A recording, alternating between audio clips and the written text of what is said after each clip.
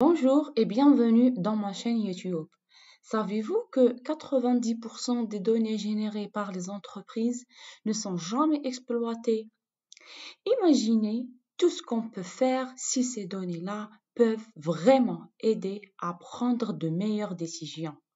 Bienvenue dans le monde passionnant de la business intelligence.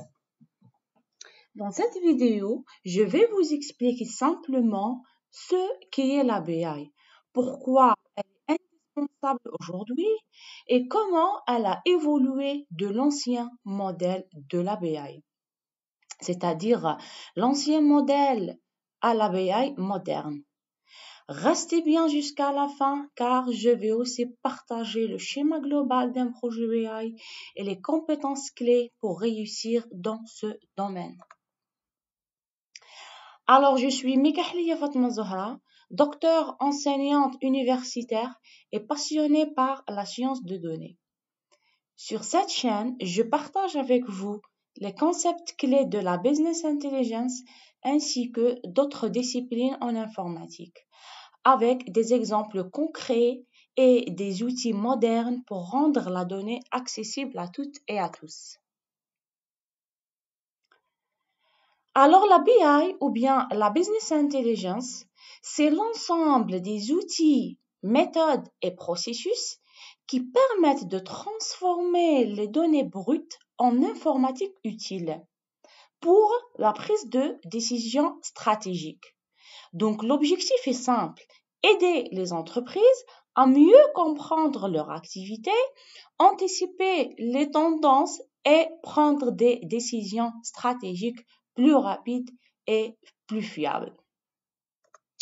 Si on veut faire une comparaison entre l'ancienne BI et la BI moderne, alors avant, la BI reposait principalement sur l'équipe IT.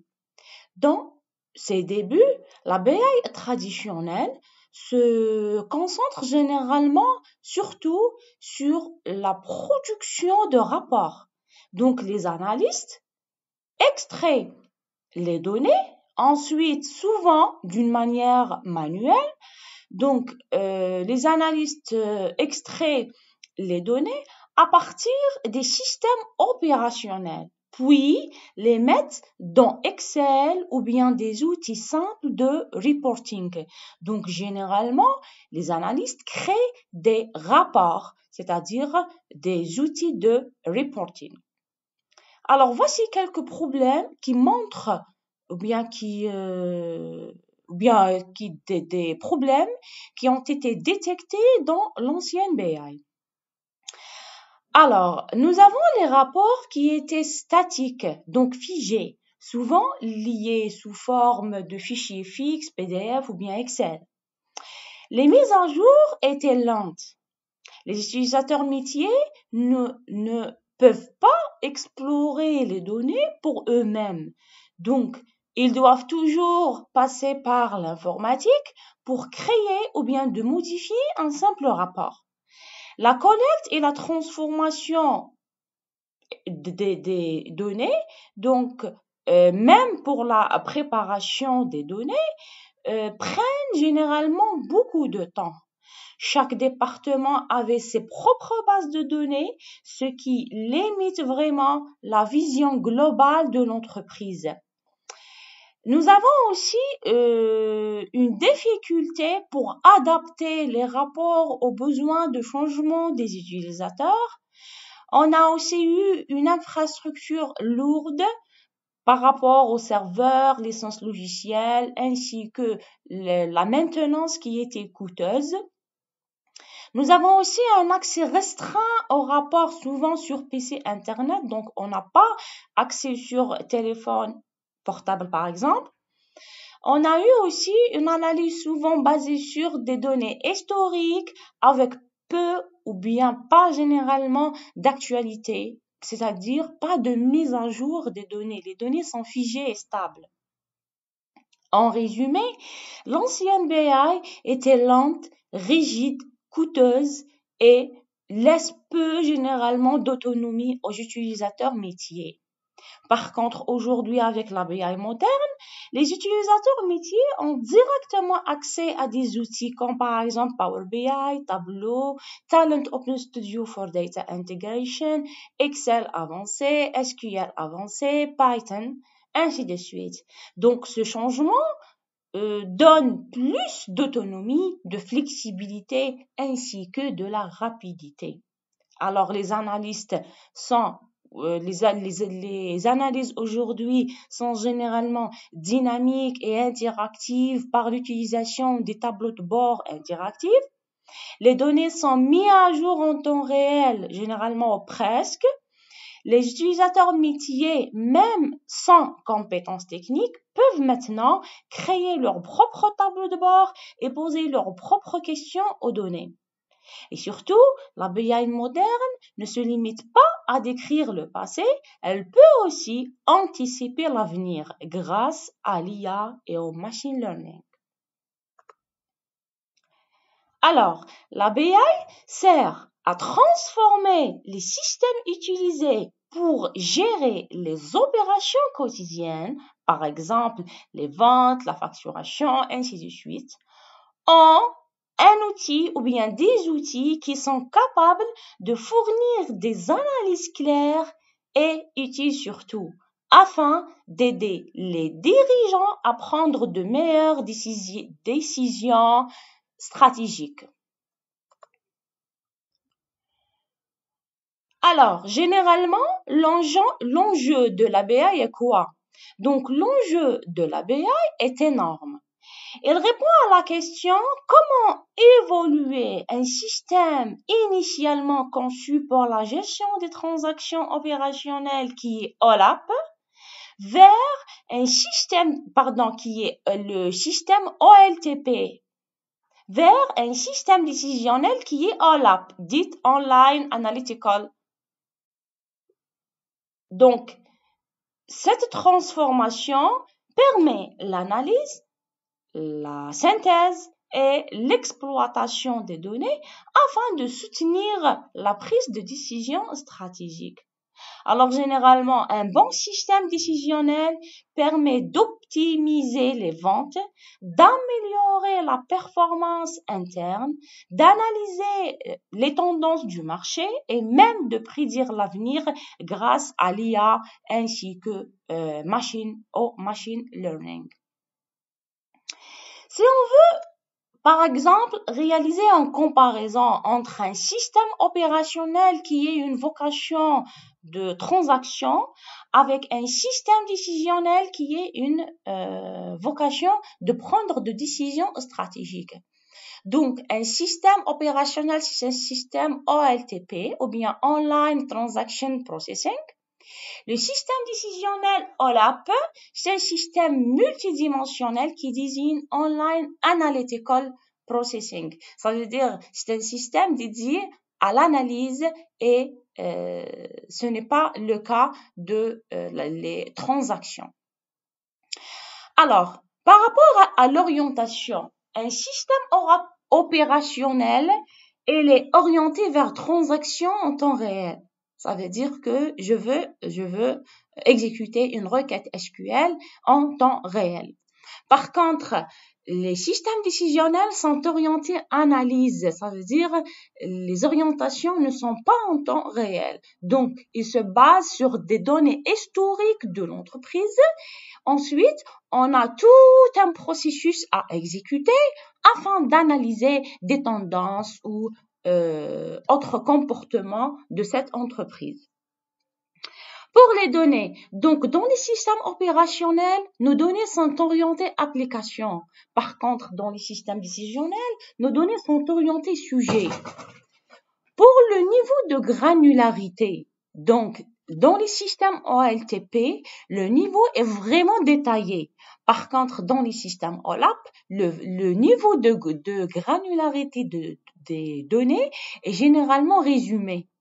Par rapport à l'actualisation, donc dans les systèmes opérationnels sont vraiment actualisés, mis à jour. Ça veut dire on a des transactions qui se font chaque jour.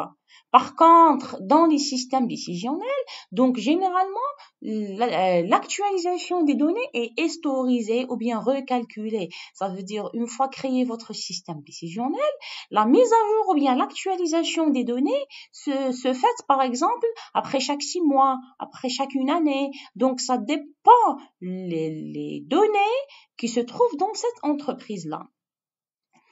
Maintenant, pour la taille. Donc, la taille des systèmes opérationnels, elle est calculée par des centaines de mégas ou bien des gigaoctets. Par contre, dans les systèmes décisionnels, donc on a plus de centaines de gigas vers des téraoctets. L'unité de travail dans les systèmes opérationnels. Alors, nous avons des requêtes prédéfinies simples. Par contre, dans les systèmes décisionnels, nous avons des requêtes, vraiment des requêtes complexes pour répondre à cette analyse-là. Pour l'accès, dans les systèmes opérationnels, nous avons toujours l'accès en lecture et en écriture. Ça veut dire que nous pouvons modifier la donnée, mais un jour la donnée. Par contre, dans les systèmes décisionnels, donc on ne peut pas écrire. Alors, on est en train de réaliser seulement la lecture des données historisées afin de générer des analyses. Pour le nombre des tuples accédés, donc dans les systèmes opérationnels, nous avons des dizaines de tuplets. Dans les systèmes décisionnels, nous avons des millions. Les métriques, on a un débit de transaction. Par contre, la métrique la plus importante dans le système décisionnel, c'est vraiment le temps de réponse à notre analyse. Pour la réponse, donc c'est une réponse immédiate dans les opérationnels, elle est moins rapide dans les décisionnels. Quels sont les employés de votre système opérationnel? Donc, les employés généralement sont opérationnels, ça veut dire un agent de l'entreprise. Par contre, dans les systèmes décisionnels, donc l'utilisateur de votre système, c'est généralement soit les analystes de l'entreprise, soit les décideurs et les PDG de votre entreprise afin de prendre des décisions stratégiques à long terme. Quel est le nombre d'utilisateurs? Donc, en opérationnel, nous avons des milliers d'utilisateurs. Par contre, dans le décisionnel, il est restreint à un nombre de centaines. Voilà. Alors, si vous voulez, il ne faut pas généralement confondre entre un système opérationnel et un système décisionnel. Donc, un système opérationnel, c'est un système comme par exemple un CRM ou bien un ERP, d'accord? Il gère les opérations du quotidien qui sont commandes, ventes, ressources humaines, ainsi de suite. Par contre, un système décisionnel est conçu pour analyser ces données, identifier des patterns et aider généralement à la prise de décisions stratégiques surtout. Voici quelques exemples concrets de la BI. Par exemple, analyse des ventes. Donc, par exemple, si on veut comprendre les produits les plus rentables de notre entreprise, nous avons la gestion de la performance des équipes ou bien des usines. Nous avons une analyse des tendances de consommation. Nous avons une prise de décision rapide grâce à des tableaux de bord en temps réel. Donc, comme vous le voyez, on a une multitude d'applications décisionnelles ou bien des applications dédiées à la BI. Donc, pour comprendre la BI, imaginons un flux qui commence avec la source de données hétérogènes. Donc, on va commencer par des sources de données hétérogènes. Lorsqu'on dit des données hétérogènes, ça veut dire des données qui ne sont pas les mêmes formats. Par exemple, les données qui seront ou bien les données qui sont sur Oracle ne sont pas les mêmes données ou bien ne sont pas avec le même format que les données qui se trouvent sur SQL Server ou bien des fichiers plats ou bien sur le cloud, ainsi de suite. Donc, généralement, un système BI se commence toujours par des données hétérogènes. Alors, pour comprendre la BI, imaginons généralement un flux, ce flux-là, qui se commence par des données hétérogènes. Donc, cela peut être de bases de données SQL, des fichiers Excel, des applications métiers, des données issues du web, des capteurs IoT, des emails, des clouds, etc. Ça veut dire n'importe quelle source de données, elle peut être utilisée dans un système BI au début. Ensuite, nous avons l'extraction des données. Ça veut dire on extrait les données pertinentes qui répondent à notre besoin stratégique et qui se trouvent dans l'ensemble de nos données hétérogènes. Ensuite, on fait quoi? On les transforme pour les nettoyer et les rendre cohérentes et homogènes en utilisant généralement un ETL. Donc, c'est quoi ETL? Donc, ETL, c'est l'acronyme de Extract, Transform and Load. Donc, ETL, ce sont actuellement, ou bien dans la BI moderne, les ETL, ce sont des simples outils qui permettent l'extraction des données pertinentes qui répondent aux besoins, la transformation des données pour les rendre homogènes et compatibles, ensuite le chargement de ces données pertinentes dans un emplacement de stockage afin d'exécuter un certain type ou bien nombre d'analyses. Parmi les ETL qu'on a sur le marché, donc on a Talent, Open Studio for Data Integration, on a Pentaho, on a Power BI, on a le langage SQL qui était utilisé dans l'ancienne BI pour la création des ETL. Donc, il était vraiment des requêtes SQL très complexes qui permettent l'extraction, la transformation et le chargement des données dans un stockage de données. Pour un système BI. Puis, donc, après avoir chargé les données dans un stockage, que ce soit Data Warehouse, Data Lake, Lakehouse, donc ça dépend le besoin et ça dépend la nature des données. Donc, une fois sélectionné une structure pour stocker les données, maintenant, on applique, si vous voulez, une méthode de restitution de ces données-là. Donc, soit on utilise des cubes OLAP pour des analyses multidimensionnelles, soit on utilise des algorithmes de machine learning pour la prédiction de quelques tendances, soit on utilise un tableau de bord interactif qui permettent d'afficher en temps réel des analyses pertinentes et claires aux dirigeants de l'entreprise, ou bien soit on crée des data marts donc les data marts sont des parties de data warehouse qui sont spécialisées dans un certain axe donné. Voilà. Donc l'espace centralisé, généralement, on utilise soit un data warehouse, soit un data lake ou encore un lakehouse. Donc, c'est là que les données sont organisées pour être analysées efficacement. Ça veut dire, de préférence, organiser et stocker vos données qui sont hétérogènes par nature. Il vaut mieux les homogénéer, ensuite les stocker dans un espace afin d'appliquer ou bien afin de les consommer avec un certain type d'analyse. Alors ici, les résultats sont présentés aux utilisateurs finaux qui sont les dirigeants ou bien les analystes de l'entreprise à travers soit des rapports, soit des tableaux de bord interactifs bien sûr, qui sont accessibles via des outils tels que Power BI, tels que Tableau. Donc Tableau, c'est un outil qui permet de créer des tableaux de bord interactifs et de qualité. Soit Excel avancé, donc nous pouvons utiliser des tableaux de bord par Excel avancé, soit la visualisation par le langage Python. Donc Python aussi possède des librairies très importantes qui permettent la visualisation de données de manière très très très efficace. Alors un projet de système décisionnel se structure selon 4 grands axes.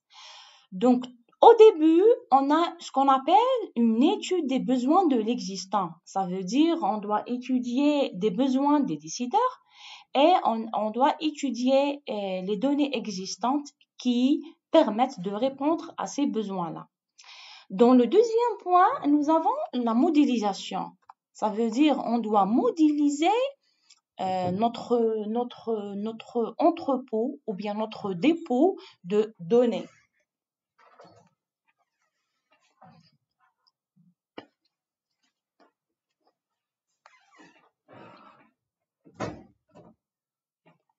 Alors, ici, généralement, on utilise soit un data warehouse, soit un lakehouse, etc. Donc, on va réaliser la modélisation généralement multidimensionnelle, architecture qui est une architecture technique vraiment, et on doit utiliser généralement des outils spéciaux d'exploitation qui permettent ce type de stockage multidimensionnel. On doit ensuite implémenter la réaliser ou bien réaliser notre dépôt. Donc, implémentation du data warehouse ou bien du lakehouse d'une manière directe dans un SGBD. Ensuite, on va appliquer ou bien utiliser des outils d'exploitation selon notre besoin. Donc, soit des outils de reporting pour générer des rapports, soit des outils de tableau de bord pour créer un tableau de bord, soit des outils d'analyse, d'accord? Par exemple, pour Power BI, par exemple, pour analyser quelques tendances, soit d'utiliser l'intelligence artificielle et bien spécifiquement les algorithmes de machine learning. Alors, quelles sont les compétences nécessaires dans une équipe BI? Donc, généralement, une équipe BI performante doit réunir plusieurs compétences. On doit avoir des experts en données, donc qui sont les data engineers, donc des experts en données qui comprennent bien ces données-là.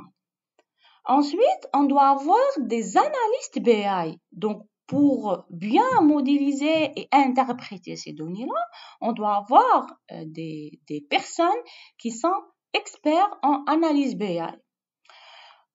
Ensuite, on doit avoir aussi des membres dans notre équipe qui sont spécialistes en data science, scientist. Ça veut dire